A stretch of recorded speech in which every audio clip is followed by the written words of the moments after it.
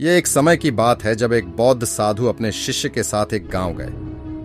गांव के लोग बहुत ही चिंतित और तनावग्रस्त दिख रहे थे।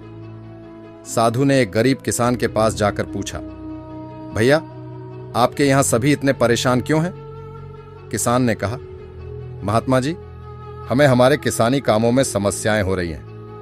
हमारी फसलें सूख गई हैं और हमें खाने के लिए पर्याप्त खाद्य नहीं मिल रही है। हम चिंतित हैं कि हमारे परिवार के लोग कैसे जीवन चलाएंगे।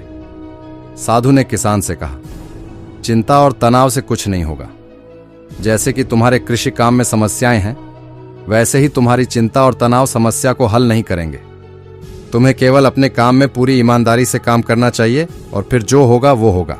किसान ने साधु की सलाह मान ली और अपने कृषि काम में समर्पित हो गए।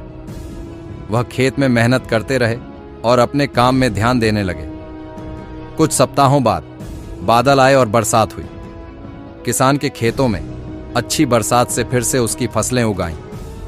वह खुशी खुशी हरी खेत में घूम रहा था। साधु ने किसान से कहा, देखो, तुम्हारी मेहनत और समर्पण ने तुम्हारी समस्याओं को हल किया।